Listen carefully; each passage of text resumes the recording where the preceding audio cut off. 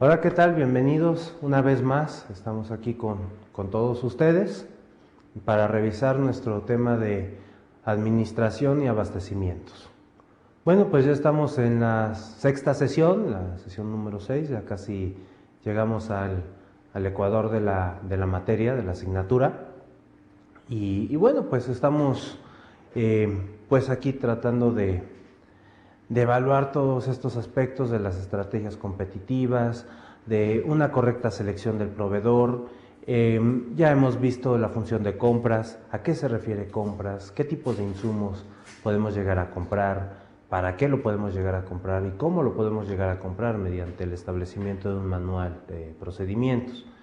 Este tipo de situaciones son situaciones muy importantes, situaciones que nacen de la empresa para justamente regular el funcionamiento de la misma empresa, en torno a las compras, en torno a la selección de un proveedor, pero siempre teniendo en cuenta qué es lo que deseamos lograr.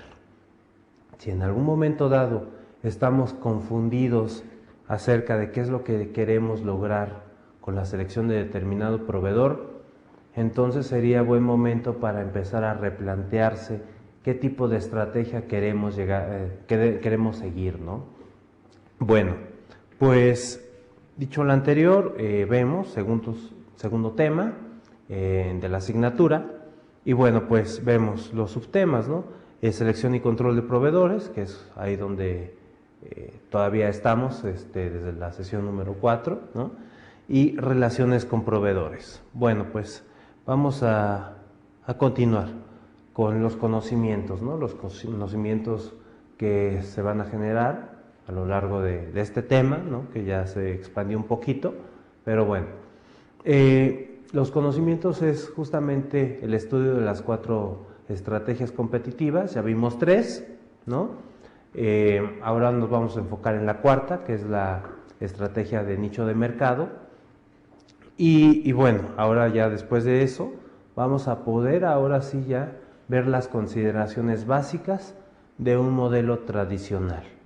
Ahorita estamos desarrollando en primera instancia las técnicas, bueno, de una estrategia más elaborada que van en torno a la selección correcta de un proveedor. Pero más adelante también vamos a analizar un poco de la tendencia tradicionalista para la selección de un proveedor. Es una tendencia que se enfoca básicamente al costo antes que a la calidad, ¿no? Creo que con eso ya les dije mucho. Políticas de entrega, todo este tipo de cosas que de un modelo muy tradicionalista. Pero bueno, muchas empresas se han seguido bajo este tipo de esquemas. No muchas han tenido éxito. Las que han tenido éxito se han dado cuenta que es necesario continuar con el seguimiento de alguna de las 4 estrategias. Estas estrategias, como bien lo hemos visto, funcionan en escenarios distintos, una de la otra, ¿no? Entonces tratamos de estudiar 4 tipos de escenarios que son diferentes en torno al producto que maneje la empresa.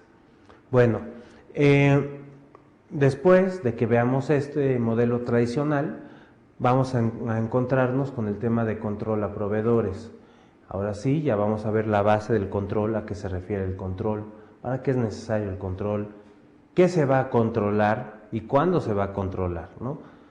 Vamos a hablar de 3 tipos muy básicos de control, que más adelante los vamos a ver, y también vamos a ver algunos fundamentos básicos que cualquier tipo de empresa debe o debería de tener en torno a sus proveedores, ¿no?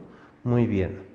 Las estrategias ya las vimos, ahorita ya nos vamos a enfocar a la última estrategia, bueno, que en este caso es la marcada con el número 3 en sus láminas, que es nicho de mercado, ¿no? Muy bien, nicho de mercado. ¿Qué es esta estrategia? ¿Para qué sirve? ¿Cómo la podemos usar? Bueno, esta estrategia es altamente eficaz cuando estamos por introducirnos en un mercado nuevo. Cuando estamos por introducirnos en un mercado nuevo, Podemos hablar de un mercado internacional, de un mercado geográficamente distante donde estemos, ¿no? Con un producto completamente nuevo. Esta estrategia es una estrategia más que nada defensiva y a la vez esquiva. Vamos a tratar de esquivar o vamos a tratar de evitar al contendiente principal del mercado. Todo mercado siempre tiene un competidor líder, que es el líder del mercado, a un seguidor y a los que le siguen después del segundo lugar, por decirlo de este modo. Si en algún momento dado nosotros queremos introducirnos o queremos entrar a un mercado completamente desconocido, entonces sería un error para la marca, para la empresa, competir de tú a tú con el líder del mercado. Por el posicionamiento, reputación, tal vez tiene un producto que satisface todas las necesidades del cliente, no lo sé, pueden haber muchos factores, pero siempre será un error tratar de contender, vamos a decirlo de una manera muy frontal, con el líder del mercado. Entonces vamos a usar esta estrategia, nichos de mercado. Todo mercado se compone de un 100% de usuarios, de consumidores. El nicho de mercado es justamente de ese 100%, tomar una porción representativa, puede ser un 15%, con gustos muy homogéneos, tal vez una tendencia también muy homogénea, y tratarlos justamente de convencer con nuestro producto, con la oferta de valor que pueda tener nuestro producto. Nos vamos a enfocar en un segmento de mercado. Del mercado total vamos a tomar nada más una muestra representativa. Esta muestra puede ser un segmento del mercado que tal vez el líder no considera como relevante, no considera como importante, tal vez al líder le representaría un mayor costo enfocarse a este tipo de segmentos. Puede ser muchas cosas, puede ser un segmento completamente descuidado, pero que nosotros nos vamos a enfocar para entrar a un nuevo mercado. Bueno, pues justamente, ¿no? Se selecciona solamente a un nicho. No se trata de seleccionar 2 ni 3, ¿no? Porque ya estaríamos ahí cayendo en el error de entrar en competencia con empresas ya establecidas. Debemos de enfocarnos siempre en un nicho o en un segmento de mercado que sea o que esté descuidado por el resto de todos los competidores. ¿Ok? Muy bien. Ahora, ya que una vez que se seleccionó el segmento, debemos de manejar nuestra marca como un reflejo de la personalidad de ese segmento. En este caso podemos hablar de minorías o de incluso, vamos a decirlo, de tribus urbanas, ¿no? Puede haber alguna tribu urbana que sea completamente descuidada por parte de una empresa y nosotros llegamos a ese mercado y nos enfocamos a ese tipo de segmento. Entonces debemos adaptar la identidad de la marca a la personalidad propia de ese segmento. Es como funciona este tipo de estrategias, ¿no? No vamos a ofrecer un artículo de lujo, no vamos a ofrecer un artículo que sea distribuido de manera masiva, vamos a ofrecer un producto que esté justamente reflejado en la personalidad de una minoría. De eso se trata, básicamente. Bueno, pues vamos a manejar también productos que estén a la medida de determinados tipos de clientes, de la personalidad de determinadas personas, ¿no? Y también, justamente lo que le había comentado, es de que vamos a evitar, o vamos a tratar por lo menos de evitar, una confrontación directa con el líder del mercado. Si en algún momento dado queremos entrar a un mercado nuevo y competimos de tú a tú con el líder del mercado, entonces lo más probable es de que perdamos la batalla. Puede ser por lealtad de marca, por una red más eficaz en torno a los recursos o incluso a la selección de un proveedor en específico. Si en algún momento dado nosotros mediante la selección de proveedores, podemos llegar a afectar al líder del mercado, bueno, pues podemos llegar a tener una repercusión más alta tal vez, ¿no? Podemos ya encontrarnos en un ataque frontal por parte del líder. Para esto, también nosotros debemos enfocarnos a la selección de un proveedor justamente que también haya sido descuidado por parte de nuestros competidores. No debemos de irnos con un proveedor grande, debemos de irnos con un proveedor de mediano a chico, ¿no? Que justamente también esté dispuesto a la negociación y a la comercialización de volúmenes ya un poco más estándares, un poco más pequeños, no tan grandes, no tan voluminosos, ¿no? Como los puede llegar a tener un proveedor principal para el líder del mercado. Por lo tanto, debemos siempre de mantener esa dinámica con empresas del mismo tamaño, proveedores del mismo tamaño, que también ofrezcan en algún momento dado volúmenes más personalizados. Bueno, ¿qué se requiere para este tipo de estrategias? Bueno, pues aquí le manejo en la lámina algunos aspectos que se pueden llegar a requerir, ¿no? Bueno, pues primero el nicho de mercado, el segmento de mercado debe de ser constante en su consumo y también así en su comportamiento. Si en algún momento dado nos estamos enfocando a un segmento de mercado que esté desarrollando su propia personalidad, estamos cayendo en un error, porque en algún momento dado pueden existir inconsistencias de comportamiento, de uso y de costumbre, de consumo incluso, dentro de este tipo de segmento. Por lo tanto, debemos siempre enfocarnos en segmentos que ya estén maduros, también para ofrecerle una seguridad a nuestro proveedor. Recordemos de que nuestro proveedor debe de ser una empresa de mediana a chica. Por lo tanto, si nosotros en algún momento también crecemos, justamente también debemos hacer partícipes al proveedor de los insumos.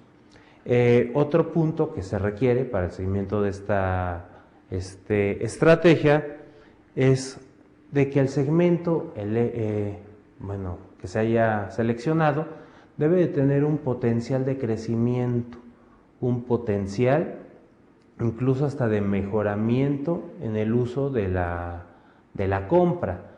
Si nos enfocamos a un segmento que mediante un estudio de mercado pueda llegar a ofrecernos en algún momento dado un pago mayor, entonces debemos también comunicárselo al proveedor, que también nosotros estamos enfocados al crecimiento, al desarrollo tal vez de un segmento de mercado, un desarrollo de mercados, etcétera, ¿no?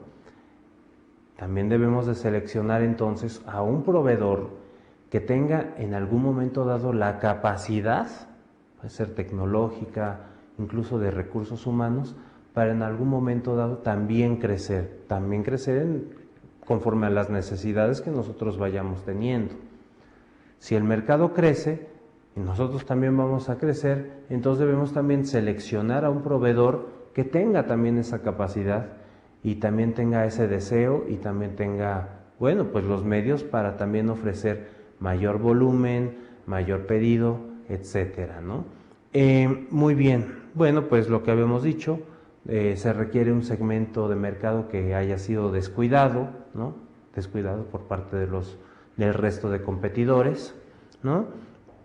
Y bueno, pues también debemos de tener en cuenta que la competencia, que los competidores no pueden atender a todos los segmentos por igual. Deben tener un segmento que estén descuidando, ¿no? Es lo que requerimos nosotros para esta estrategia. Muy bien. ¿Cuándo resulta atractivo para un proveedor también seguir o venderle a una empresa que maneje este tipo de estrategia? Bueno, pues un proveedor también debe de evaluar sus oportunidades de crecimiento, las oportunidades que va a tener a futuro. Debe de evaluar todo eso, no nada más debe de enfocarse al presente, ¿no? Por eso debemos de hacer una correcta selección de proveedor que esté completamente dispuesto también a ofrecer un crecimiento futuro. En algún momento dado, si vemos de que el segmento de mercado que hayamos elegido está creciendo e incluso hasta está demandando cada vez más productos, el mismo segmento, pues también debemos de pensar en un proveedor que nos pueda ofrecer una mayor oferta. Vamos a poner un ejemplo muy básico. Nosotros nos estamos enfocando a un grupo de 10 personas que nos compran un producto cada quien en un determinado plazo, puede ser una semana. 10 personas, 10 productos en una semana. Tal vez podamos llegar a desarrollar este segmento de 10 personas para que el día de mañana ya no compren un producto cada persona, sino que compren 3 productos. Quiere decir que ya vamos a manejar 10 personas, 30 productos, una semana. Así sería el crecimiento clásico, ¿no? Debemos de elegir a un proveedor que esté dispuesto a producir y a suministrar de 10 insumos a 30 insumos, ¿no? Entonces son cosas que debemos de tener en mente, de tener ya planeado cómo vamos a actuar, cómo vamos a reaccionar cuando nos enfrentemos a este tipo de situaciones. Otro aspecto atractivo para este tipo de estrategia es cuando hay una poca saturación de competidores por segmento. Tal vez nos estamos enfocando a este segmento de 10 personas. Podemos tal vez ser el único competidor, quiere decir que somos la única empresa que le presta atención a este segmento. O por el contrario, tal vez pueda haber 2 empresas que también estén enfocadas en este segmento. Quiere decir que hay una poca saturación en el mercado por parte de proveedores de un mismo producto. Esto resulta más atractivo a que si nos enfocamos a un grupo de 10 personas con 50 empresas que están enfocadas al mismo segmento. También son aspectos importantes que todo proveedor debe de tomar en cuenta. Si por el contrario su empresa es alguna proveedora de alguna empresa mayor, también debe de conocer cuál es la estrategia que ellos están usando, es decir, su cliente. Si por el contrario, pues es una estrategia tradicionalista, bueno, pues tal vez debe de enfocarse más en un costo bajo, tal vez la calidad pues puede tener alguna inconsistencia, no lo sé. Mientras más conozca a su cliente, si es el caso de que usted es algún proveedor, mayor probabilidad va a tener de éxito en mantener una relación de largo plazo. Muy bien. Otro aspecto importante para medir si es atractivo o si no es atractiva este tipo de estrategia es de que debe de haber proveedores que estén dispuestos a adaptar justamente su línea de productos o incluso sus procesos de producción a especificaciones más claras y más precisas por parte de sus clientes. Debe de seleccionar en este caso a un proveedor que tenga la capacidad, la disponibilidad incluso, de adaptar tanto los productos como también los procesos de fabricación. Si por el contrario, pues el proveedor no está dispuesto, es un proveedor muy rígido, muy tradicionalista, que no le gustan los cambios, bueno, pues entonces tal vez sea momento de empezar a buscar a otro tipo de proveedor. Los riesgos, ¿cuáles son los riesgos? Bueno, pues los riesgos son básicamente 3.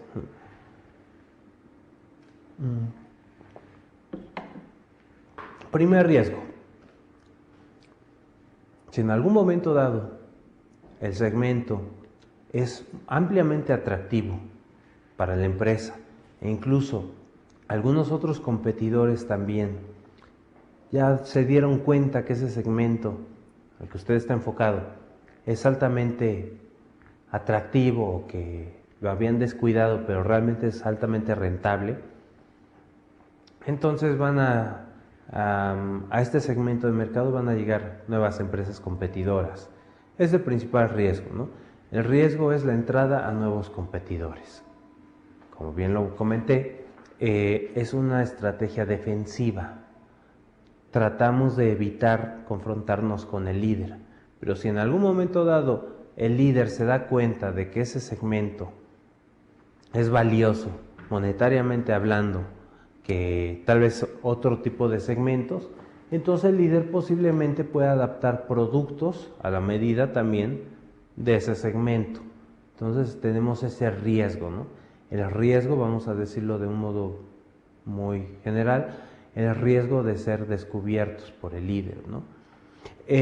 Otro riesgo, bueno, pues es de que justamente como nos vamos a enfocar a pocos proveedores o tal vez a un proveedor único, lo cual es un error, siempre lo he dicho, también corremos el riesgo de que el proveedor en algún momento dado pues nos diga, ¿no? Bueno, pues yo voy a personalizar los pedidos, los voy a hacer más grandes, los voy a hacer a tu medida, pero también te voy a elevar el costo, ¿no? Entonces es un riesgo también, la elevación de costos por parte del proveedor.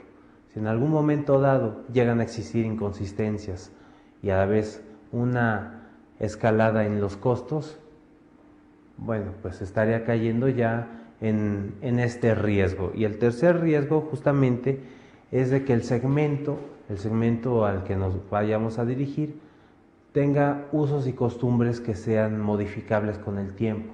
Tal vez nada más nos estamos enfocando en una moda pasajera, algún movimiento que pues meramente es pasadero, ¿no? Es algo que pues no hay un segmento maduro.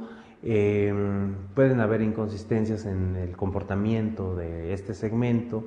Eso quiere decir que tal vez el día de hoy le guste mucho el producto que usted esté manejando, pero el día de mañana se puedan ir por otro tipo de productos.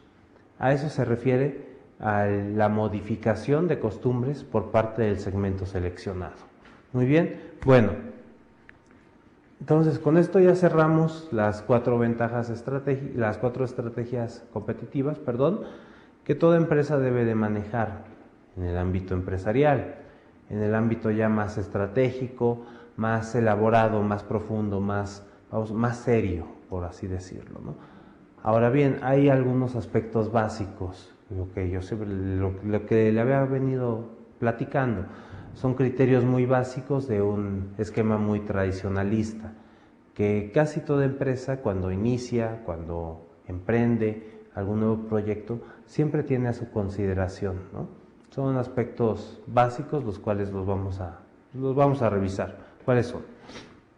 Bueno, ¿cuáles son los primeros aspectos que un contratante debe de observar de cada una de sus opciones de proveedor? Bueno, pues básicamente son muy pocas. La principal es el precio, ¿no? El precio debe de ser un precio bajo, ¿no? El proveedor debe de ofrecer un precio a un costo bajo, ¿no?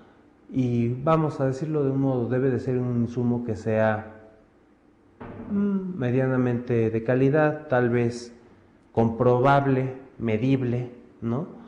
Pero en este caso sí se sacrifica un poco la calidad por el costo, ¿no?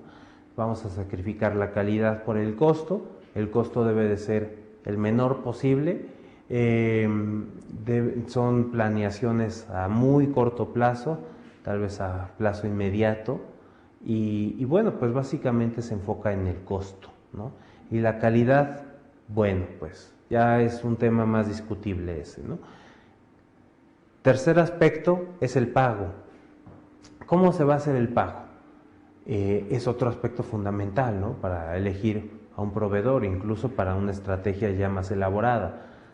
Los pagos pueden ser a crédito, transferencia electrónica, transferencia bancaria, algunos incluso hasta todavía siguen manejando el trueque como principal puerta de negociación,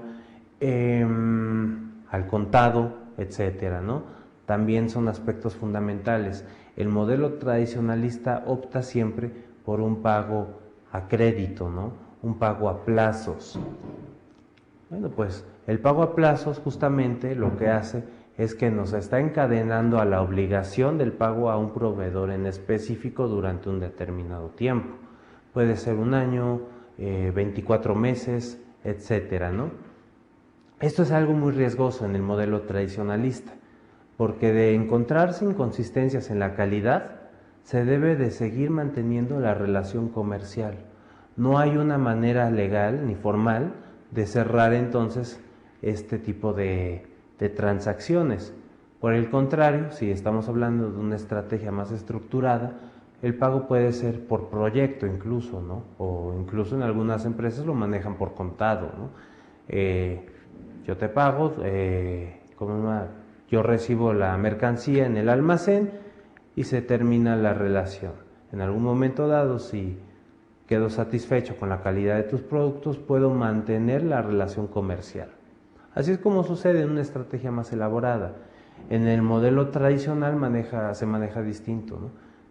Yo te doy el producto que necesitas, me pagas a crédito, se mantiene la relación, gustes o no, puedo manejar diferentes tipos de calidad, te guste o no, pero tú me debes de seguir pagando. Así es como se maneja el esquema tradicionalista. Ya podemos ver los riesgos, ¿no? Desde aquí. Inconsistencias en la entrega, tiempos de entrega también muy volátiles, la calidad tampoco puede llegar a ser confiable, ¿no? Son muchos aspectos en el modelo tradicionalista. Otro son las entregas, ¿no? Otro aspecto importante. ¿Cuáles son los plazos de entrega, ¿no? Días hábiles, días laborables,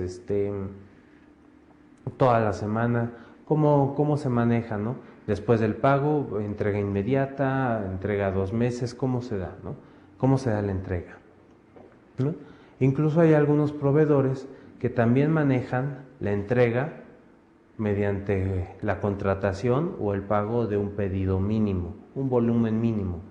Esto quiere decir que si la empresa en algún momento dado no cumple con el volumen mínimo para la entrega, entonces la empresa debe de movilizar lo que haya comprado del proveedor al almacén.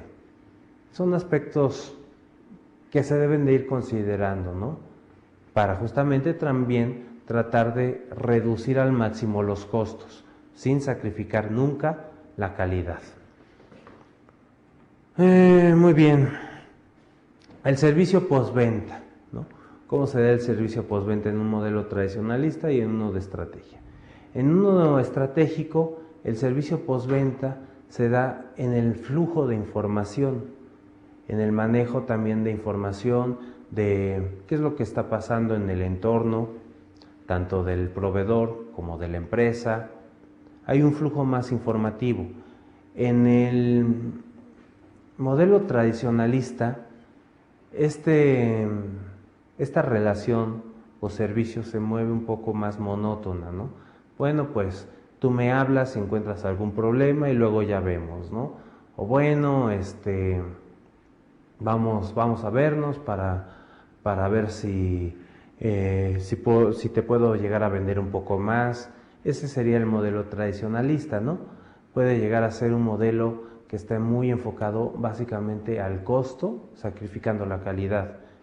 En un sistema más estructurado ya se ven lo que son las garantías, se ven las políticas para devoluciones incluso, ¿no? Políticas para manejar incluso pedidos más grandes, más personalizados. En un modelo tradicionalista no hay personalización, incluso no hay modificación a los insumos. Son insumos muy estándares, son insumos muy rígidos, ¿no?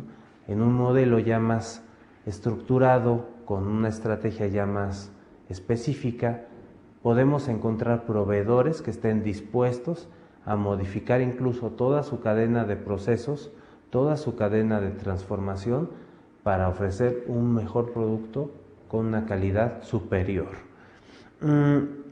Ahora también hay otros aspectos básicos, ¿no?, que se pueden llegar a considerar para la selección de un proveedor, tales como la reputación, la experiencia, la localización, el servicio a clientes, etc. En un modelo tradicionalista se opta mucho por la localización. Bueno, pues se busca proveedores que geográficamente estén colocados cerca de la planta principal, ¿no?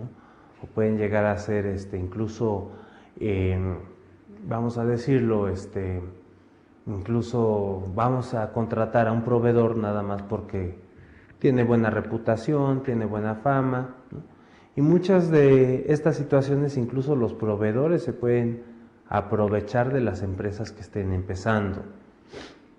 Si estamos hablando de un proveedor con mucha reputación o con mucha experiencia, también se puede aprovechar en algún momento dado de las empresas que apenas estén comenzando a funcionar comercialmente, ¿no? Entonces se debe de ir seleccionando el proveedor también conforme a las necesidades que vaya teniendo la empresa pequeña, mediana y también a la empresa grande, ¿no? Si por el contrario estamos hablando de grandes empresas, entonces la selección de proveedor ya puede ser incluso más específica, ya basándose en el manejo de experiencia, reputación y también comunicándole al proveedor el tipo de estrategia que en algún momento dado se quiere implementar. Muy bien. Ahora, ya que se haya seleccionado el proveedor, ya que se haya negociado con el proveedor, se debe de llevar un control. Aquí cuando ya empezamos con la siguiente parte del subtema, control a proveedores.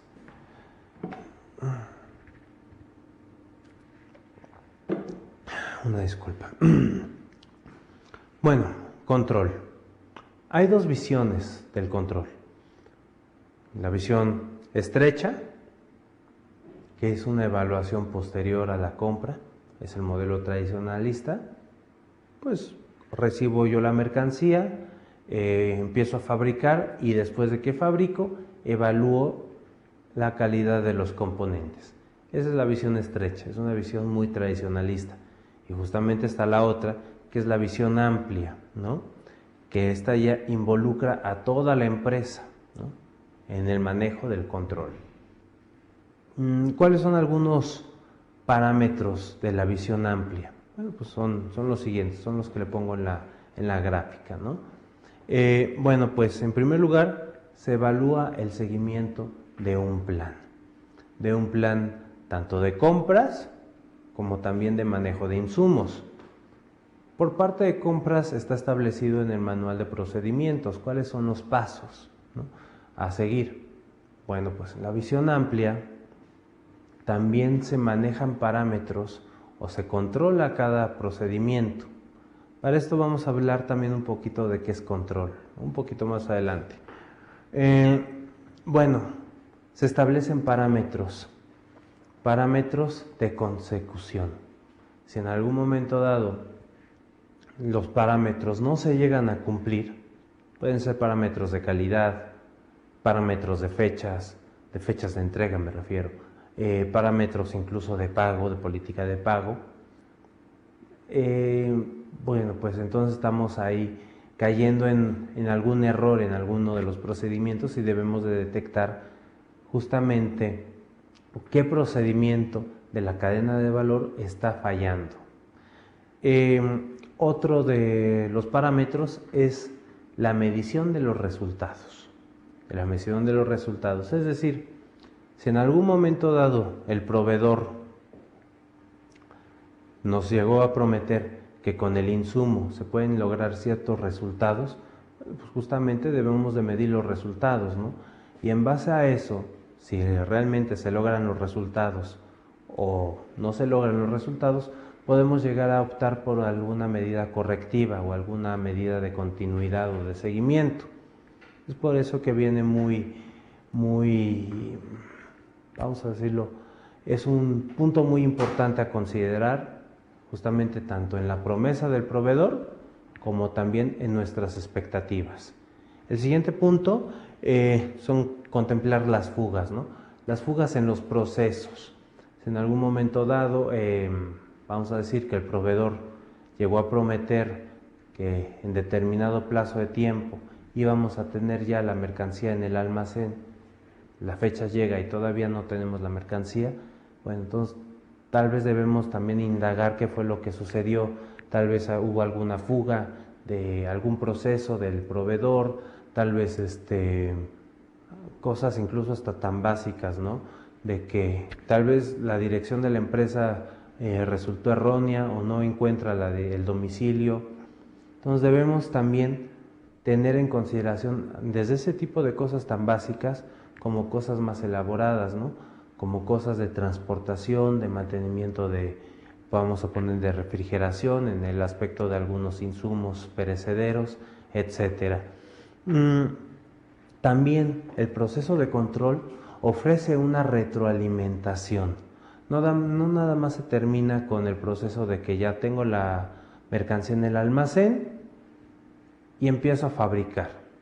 También incluye una retroalimentación, tanto positiva como crítica, al proveedor. ¿Qué nos pareció los insumos? ¿Se lograron los objetivos? ¿A qué se sometió los insumos?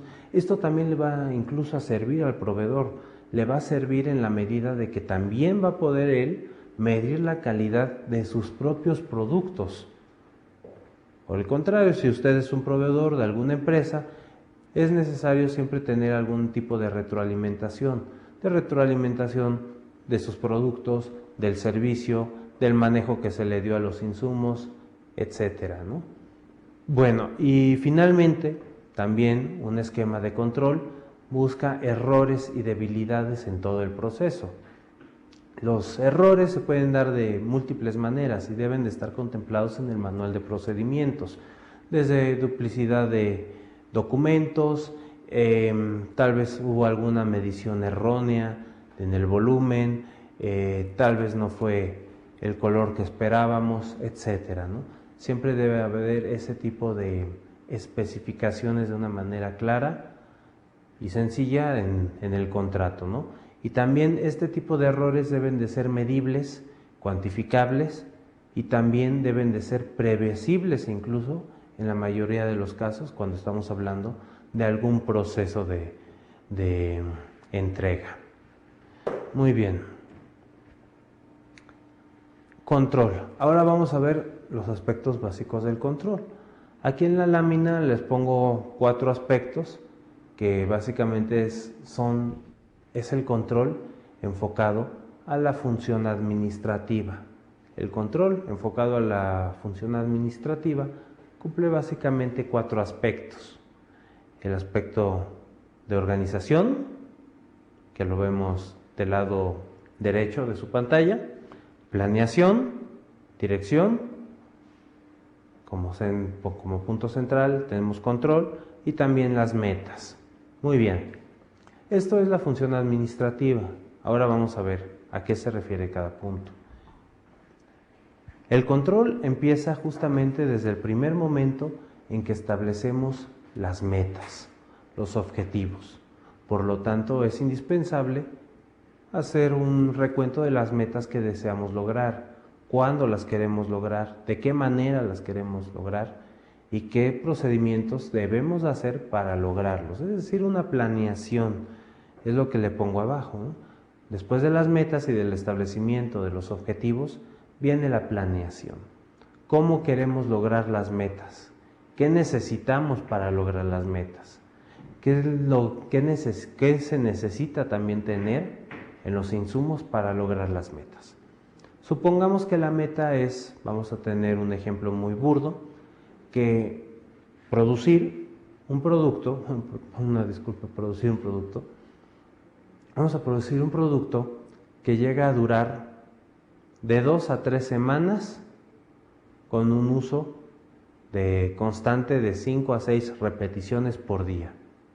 Es un objetivo sensato, ¿no? Puede ser un objetivo, por ejemplo, para un plumín, que la tinta de un plumín dure hasta, vamos a decirlo, hasta 2 kilómetros de distancia, pintando un plumín. Es un parámetro. Esa sería la meta. La planeación es justamente el establecer cómo lo vamos a lograr. Se pueden establecer algunas estrategias, algunas tácticas, así como también se debe de definir cuáles son los insumos que se van a necesitar para lograr esto. En el caso del plumín, entonces un recurso puede llegar a ser algún proveedor que justamente nos ofrezca que su tinta, vamos a decirlo, que sea una tinta de larga duración. Bueno, pues eso es un insumo que justamente se va a necesitar y por lo tanto también debe de estar en la parte de planeación. Dirección. ¿Qué es la dirección? La dirección es justamente el ordenamiento de los recursos, ¿no? Cada cuándo también se va a negociar con el proveedor, cada cuándo se le va a hacer una compra al proveedor, cada cuándo se necesita tener dentro del sistema productivo los servicios y los productos del proveedor. Es lo que viene siendo básicamente la dirección. Dirigir también, vamos a decirlo, dirigir también el movimiento de todos los recursos dentro de un esquema de producción. Eso es básicamente el enfoque de dirección en el fundamento administrativo, en el manejo de los proveedores. Y finalmente la organización. La organización viene siendo la estructuración también de los pasos a seguir. Esto ya lo vemos de manera más amplia y de manera más específica en el plan de procedimientos de compra. Es justamente ese plan donde se ve la organización de cada etapa, quién lo ejecuta, cuál es la responsabilidad de cada departamento para cada tipo de proceso. Es lo que se refiere a la organización, ¿no? Organizar los recursos administrativos al servicio de una compra, al servicio también de lograr una relación de calidad, también de cantidad, con algún proveedor en específico. Y finalmente tenemos el control. El control son establecer parámetros medibles, establecer lineamientos también que se puedan llegar a seguir. En el caso del proveedor y en el caso del plumón, pues puede ser un parámetro de control, justamente someter a un plumón o someter la tinta del proveedor a una prueba, ¿no? Eso es un parámetro de control. Es algo medible, algo cuantificable, algo visible incluso, ¿no? Y debe de ser siempre tomando en cuenta las metas que nosotros tengamos en mente lograr. Muy bien. Ahora bien, ya vimos la función administrativa. Vamos a ver ahora el control de proveedores, la función de regulación. Muchas veces el control se malinterpreta y el concepto de control y se le atribuye más como a un concepto incluso de manejo de recursos, manejo incluso hasta de personas, ¿no? Es el concepto negativo. El concepto positivo y la connotación positiva que debe de tener el concepto de control es la de la regularización. Se debe de regular los aspectos que necesitamos nosotros llegar a tener para cumplir una meta en específico. Son 4 básicamente los puntos de la función de regulación que debemos de tener en mente. Evaluación de desempeño por parte del proveedor, qué tan bien se está desempeñando el proveedor, ¿no? También debemos de manejar, vamos a decirlo, una base de datos de los distintos tipos de proveedores que tenemos, ¿no? Tanto en reputación, experiencia, cuál es su evaluación de desempeño después de una negociación, después de una entrega de los insumos.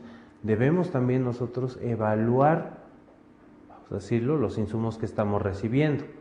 Y mediante esta evaluación vamos a poder también poder terminar una evaluación posterior al funcionamiento o al desempeño del proveedor. Otro aspecto de la cruz, esta que les estoy manejando, es la de las desviaciones. Las desviaciones. Este tipo de procedimiento se da mucho, por ejemplo, de manera ya más interna en la estructura del proveedor. Si en algún momento dado podemos determinar de que el insumo prometido o el producto que se prometió se nos iba a hacer llegar está tardando más de la cuenta o se atoró en algún proceso de transformación en el esquema del proveedor, entonces también debemos de establecer cuáles pueden llegar a ser en algún momento dado los impedimentos del proveedor por hacernos llegar nuestra mercancía en tiempo y forma. ¿Cuáles pueden llegar a ser las desviaciones que pueda llegar a tener en algún momento dado la estructura del proveedor? Muchas de las empresas grandes, haciendo un análisis de esto, han optado incluso por absorber en su totalidad al proveedor, con la finalidad justamente de tener un control ya más estrecho, más dirigido e incluso más personalizado en función a las desviaciones que pueda llegar a tener. Otra característica es la constancia de calidad. Ya lo hemos hablado, ¿no? Es la calidad, la constancia de la calidad que podamos llegar a tener en negociaciones futuras. La misma calidad debe de ser siempre, tanto en la primera entrega como en la entrega número 100. Debe de ser una misma calidad. Y finalmente, seguimiento. Seguimiento de los pasos o de los procesos que el proveedor esté llevando a cabo dentro de su esquema de transformación, extracción o incluso de entrega. Bueno, pues por la sesión de ahora nos quedamos en este punto, control de proveedores, y bueno, pues nos vamos a ver ya en la sesión número 7 para terminar este tema ya y empezar ahora sí con la negociación o la relación que podemos llegar a tener con los proveedores. Bueno, pues les agradezco mucho la atención, los esperamos aquí y pues muchas gracias. Hasta pronto.